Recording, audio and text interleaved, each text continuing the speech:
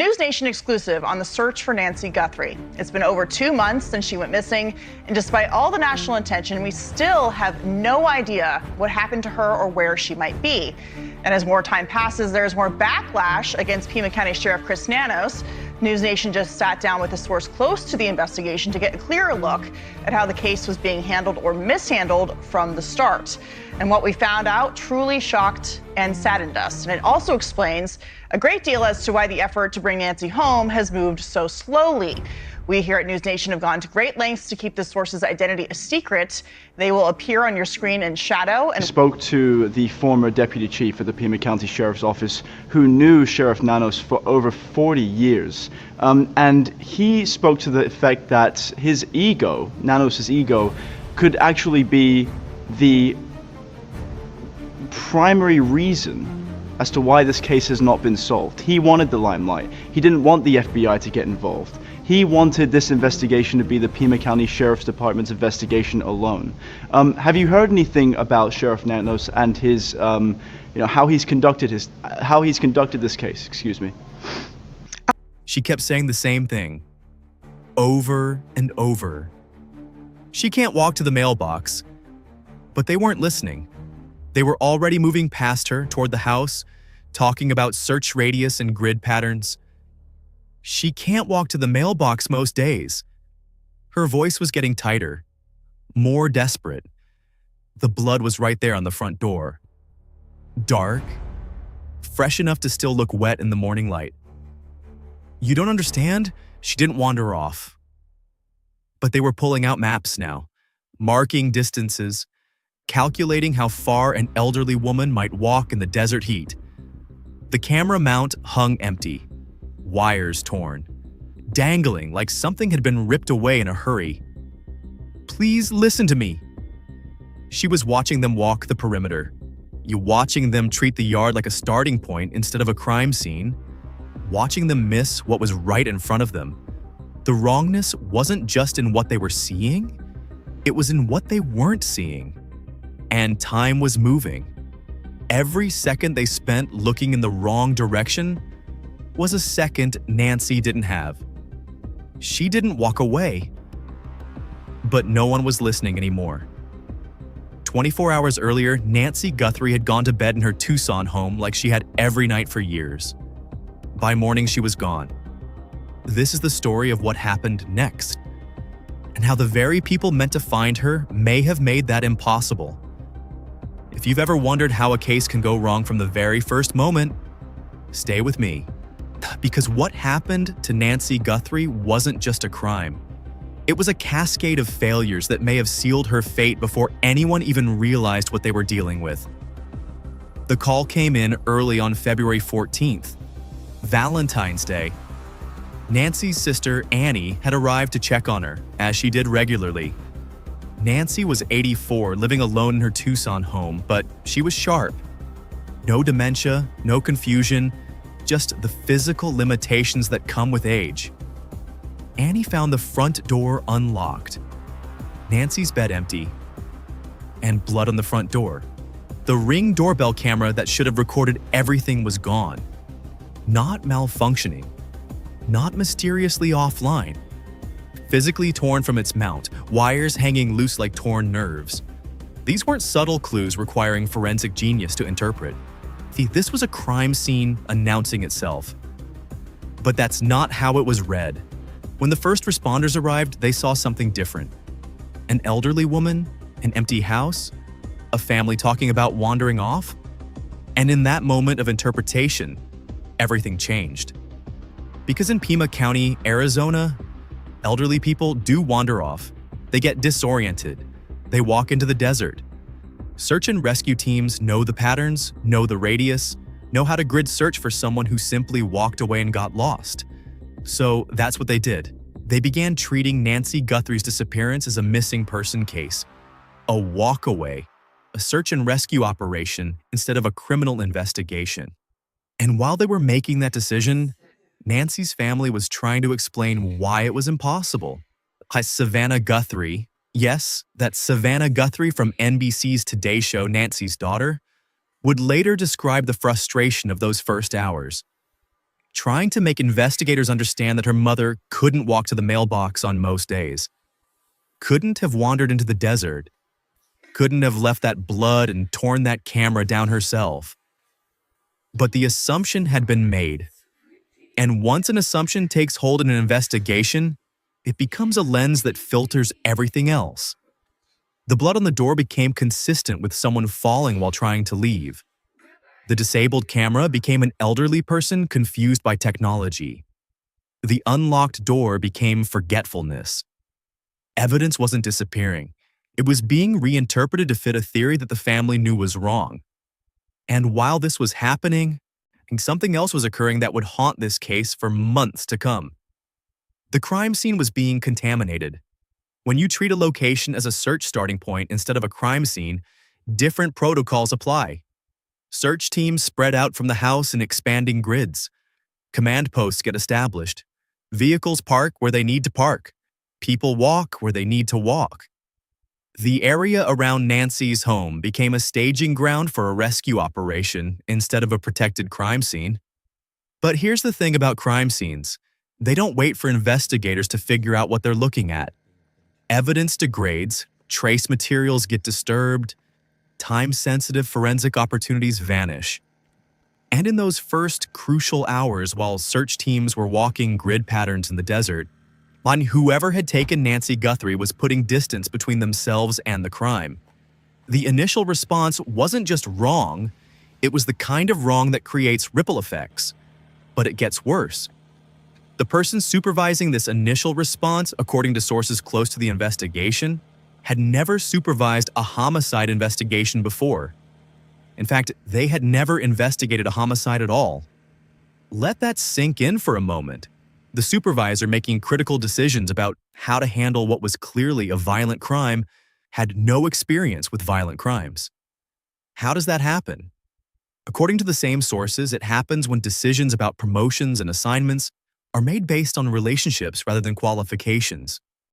When people get installed in positions because of who they know rather than what they know. And when an 84-year-old woman goes missing with blood on her door and a disabled security camera, that inexperience becomes a matter of life and death. Stay with real-world crime files as we dig deeper into how systemic failures can turn a solvable case into an unsolvable mystery. Because what happened next would make those initial mistakes look minor by comparison. The grid search continued for days. Search teams combed through desert terrain around Nancy's house, looking for any sign that she had wandered off and become lost or injured. They found nothing, because they were looking in the wrong place for the wrong thing. But by the time this became clear, something irreversible had happened. The crime scene had been released. After processing the house and immediate area, processing that, according to later reports, was incomplete and rushed. Investigators opened the scene back up. Yellow tape came down. The house was no longer protected. In homicide investigations, this is almost unheard of. Crime scenes stay secured until every possible piece of evidence has been collected and analyzed. Until investigators are certain they have everything they might need. But if you're not treating something as a homicide, different rules apply. The decision to release the scene was made, and that decision would prove to be perhaps the most costly mistake in the entire investigation. Because within days, investigators realized they needed to go back. The case wasn't a walkaway. It was a kidnapping, and it was a violent crime. And they needed to reprocess the scene as what it actually was. But by then, it was too late. When investigators returned with FBI forensic specialists and proper homicide protocols, they were processing a compromised scene. Media had been in the house. The public knew the location. The area had been unsecured for days. Any evidence collected after the scene was reopened came with a fundamental question. Was it there originally, or did someone place it there after the fact? This is the nightmare scenario for forensic investigators. Not just missing evidence, but potentially planted evidence. Not just degraded crime scenes, but crime scenes that have been accessible to unknown individuals for unknown periods of time. And there's no way to go back. no way to uncontaminate a scene once it's been released. The FBI teams had to work with what they could find, knowing that anything they discovered might be challenged in court. Knowing that defense attorneys would have legitimate questions about the chain of custody and scene security. But they tried, multiple times. According to sources, the FBI returned to Nancy's house not once, but several times, attempting to extract any usable evidence from the compromised scene. Blood spatter analysis became more complex when you can't be certain the scene hasn't been altered. Fingerprint evidence becomes questionable when you don't know who else might have accessed the location. DNA evidence faces similar challenges. The very evidence that might have solved the case quickly and definitively was now clouded by questions about its integrity. And while investigators were trying to salvage what they could from a botched crime scene, time was passing. Every hour that went by was an hour Nancy might not have. Every day that passed was a day her trail grew colder. But the cascade of failures wasn't finished. Because now the investigation faced a new problem. They were essentially starting over with a weeks-old case and a compromised crime scene. The fresh leads that might have existed in the first 48 hours were gone. The immediate forensic opportunities had been missed.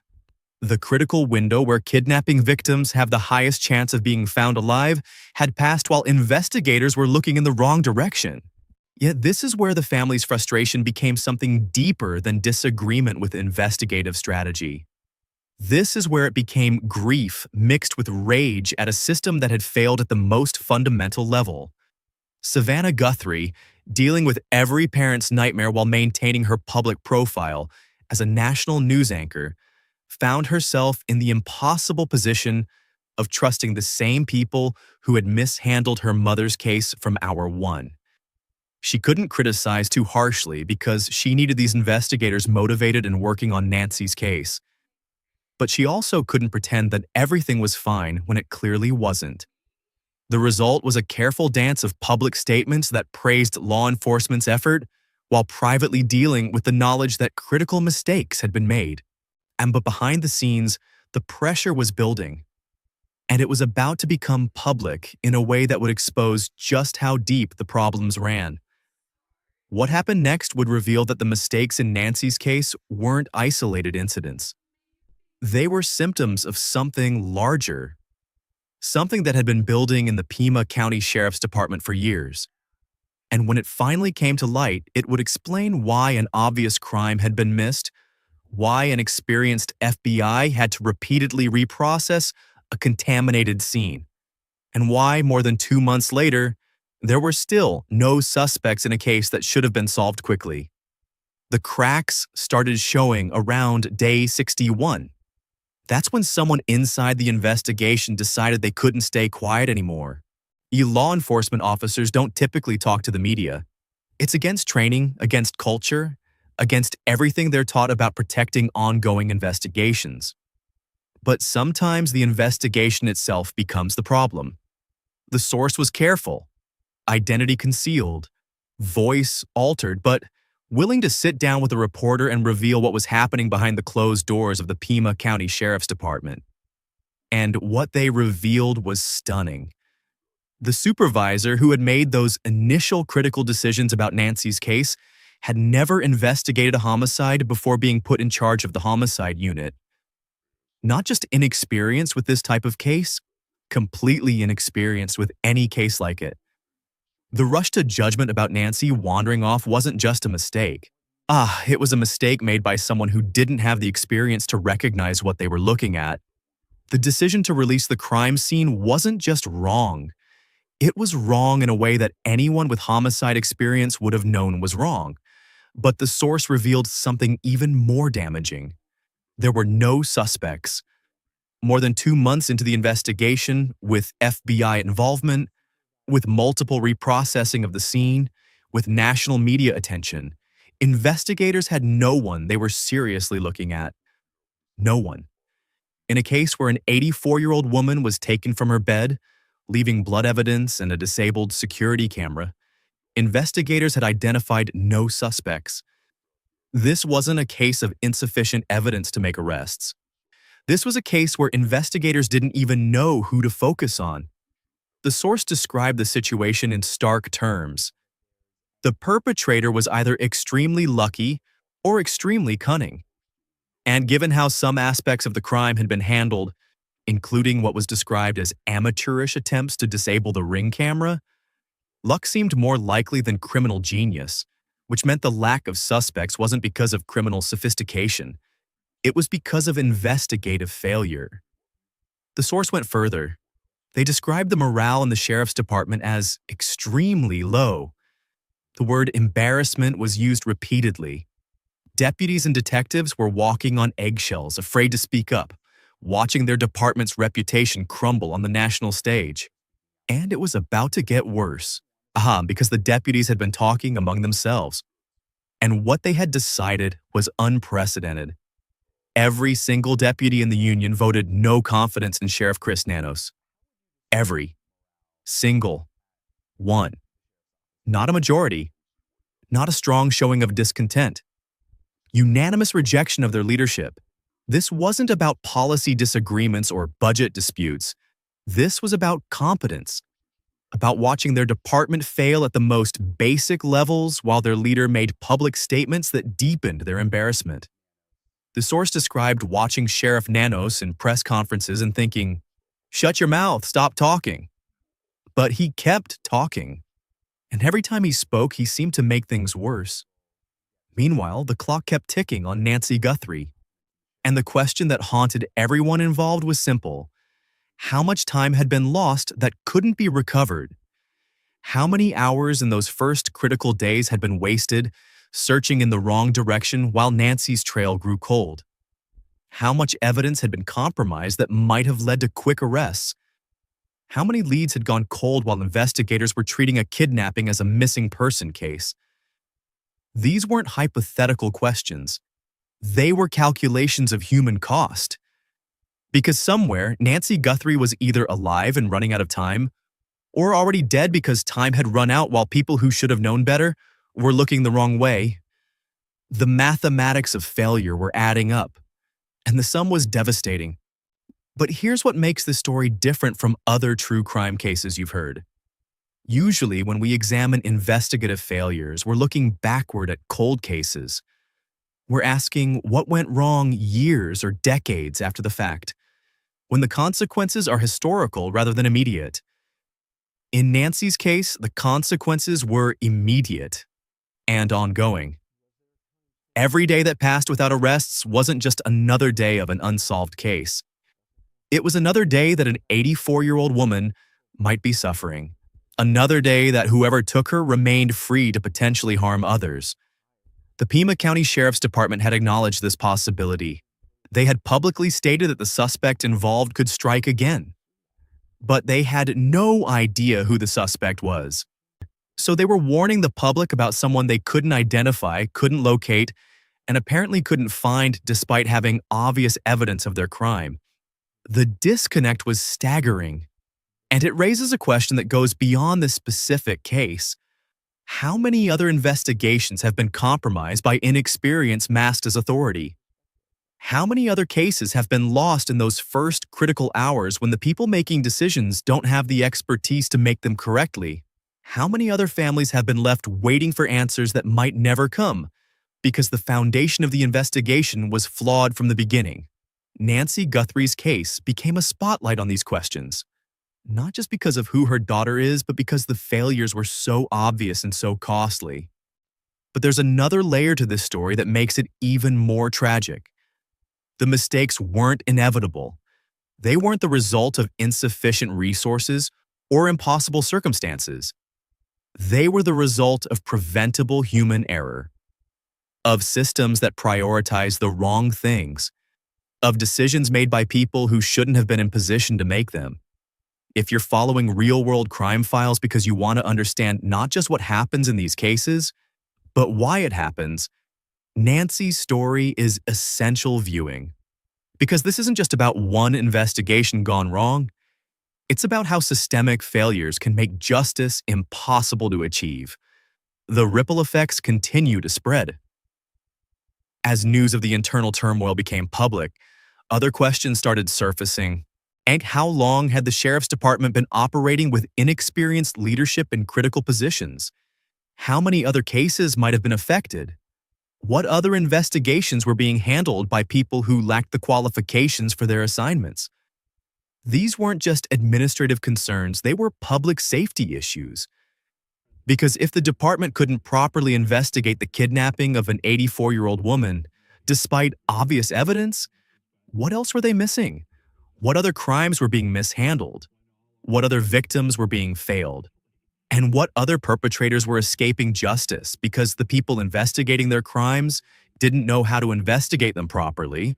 The no confidence vote wasn't just about Nancy's case. It was about a pattern of failure that had apparently been building for years. But Nancy's case had made it impossible to ignore. The national attention, the obvious mistakes, the clear consequences, it had all combined to expose problems that might otherwise have remained hidden. And that exposure created its own kind of pressure.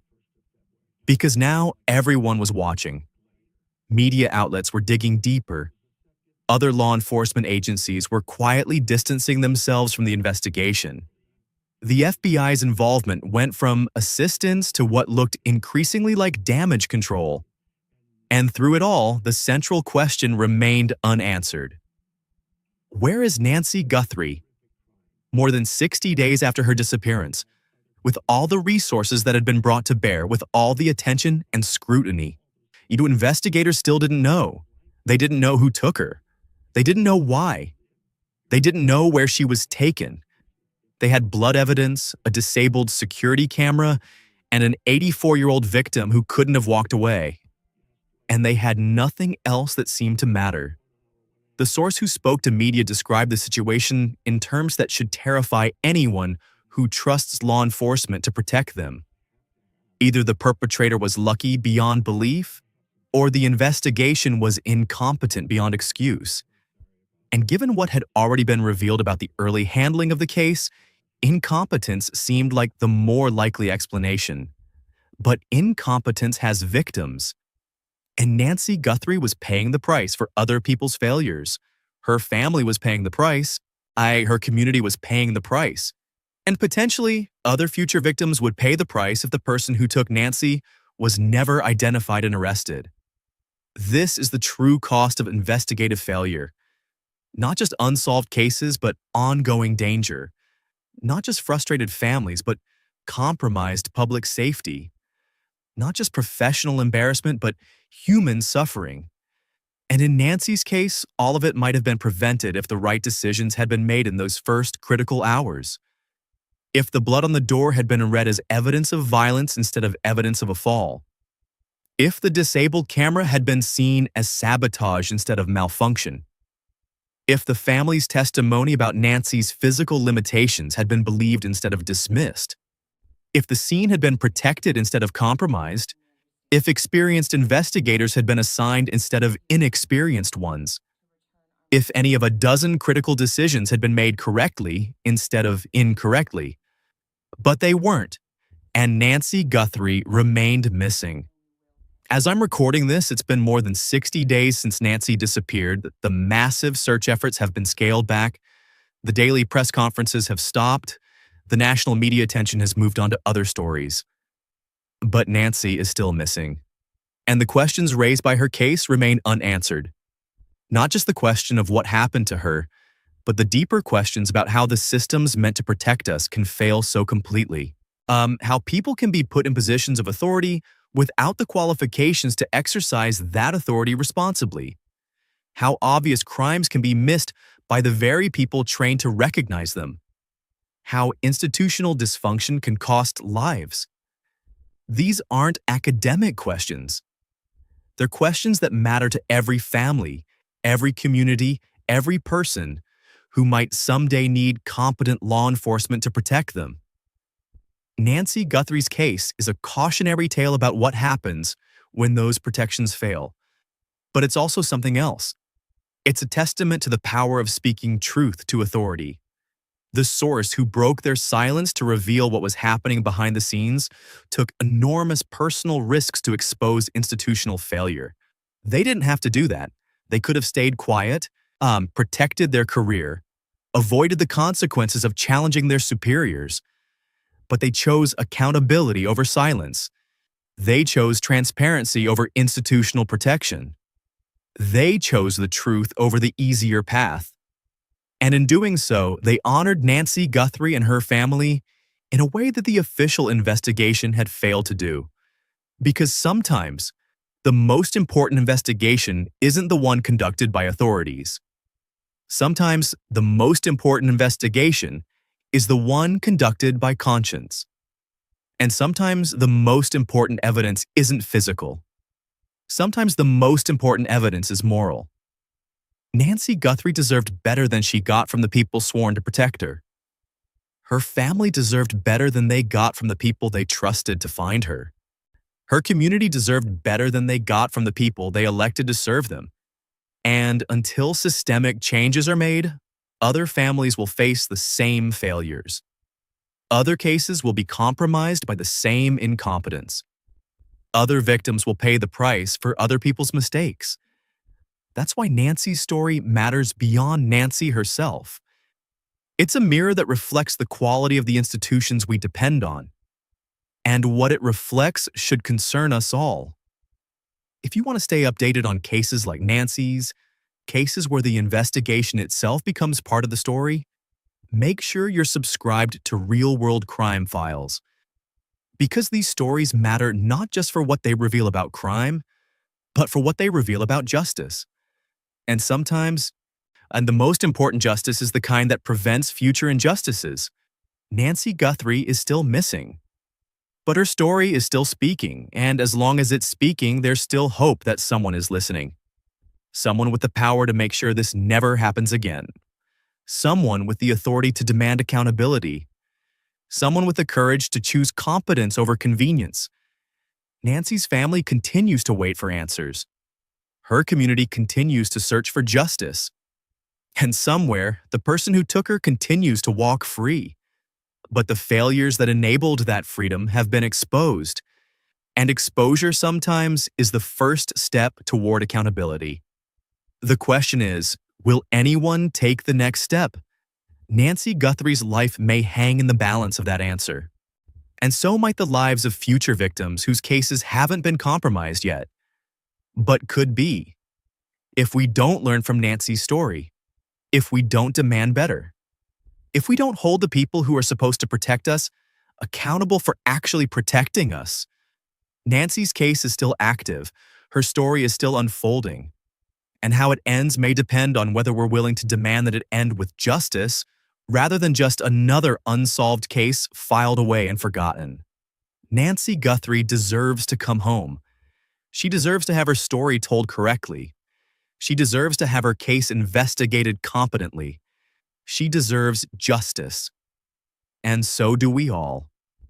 Stay with Real-World Crime Files as we continue following cases where the investigation becomes part of the mystery and the search for truth reveals uncomfortable realities about the systems we trust to protect us. Because sometimes the most important crime to solve isn't the original crime. Sometimes the most important crime to solve is the crime against justice itself. And that crime is still in progress.